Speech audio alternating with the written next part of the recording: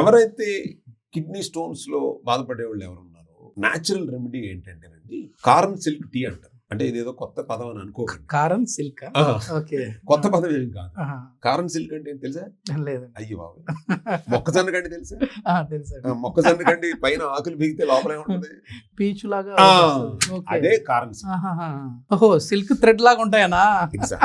దాని పేరేది కారన్ సిల్క్ అంటాం. దాన్ని తీసుకునండి మనం ఏం చేస్తాం, ఇప్పుడు వర్షాకాలంలో బాగా ఉంటుంది, ఇప్పుడు కూడా స్వీట్ కారం వస్తాం.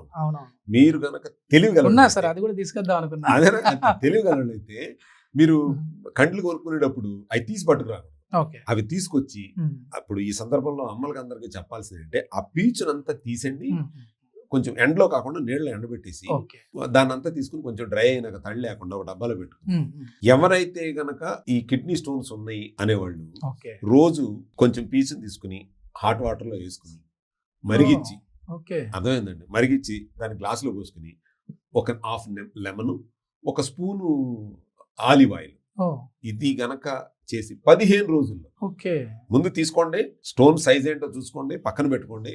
నేను చెప్పింది 15 రోజుల్లో మళ్ళీ తీసుకోండి. మీరు వెళ్ళండి, డాక్టర్ ఆశ్చర్యపోయేట్టుగా చెప్పండి. Super super. అర్థమవుతుందండి. ఈ అసలు కారం సిల్క్ అంటేనే తెలీదు. అదే కారం ఏదో పీచు పడేస్తా ఉంటాం కదా అనేసి నేను అనుకుంటా. మీరు అడిగిన వెంటనే కూడా నాకు స్ట్రైక్ అవ్వట్లేదు అసలు. అంటే పైన తొక్క ఉంటది, ఏమన్నా ఆ తొక్క తినమంటారేమో. ఈ ప్రతి తొక్కలో కూడా ఉంది కదా. అమెజాన్ లో గూగుల్ చేస్తూ అమెజాన్ లో చూడండి, కారం సిల్క్ టీ అని కొట్టండి. దాదాపు నాకు తెలిసి 500 రూపాయలు ఉంటుంది ఇంత డబ్బా. It's not more than 50 gram కూడా ఉండదు. మనకు మొక్కజొన్ననే ఒక 20 రూపాయలకి వస్తుంది, దాని పైన పీచు ఫ్రీగా వస్తుంది. అది కొంటే ఇది బాగుంది.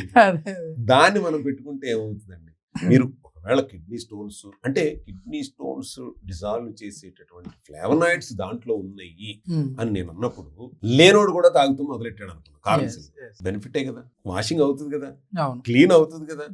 సో ఇట్స్ సింపుల్ చిట్కా. Super super. కిడ్నీ స్టోన్స్ ఉన్న వాళ్ళు అయితే ఒకసారి ట్రై చేసి చూడండి.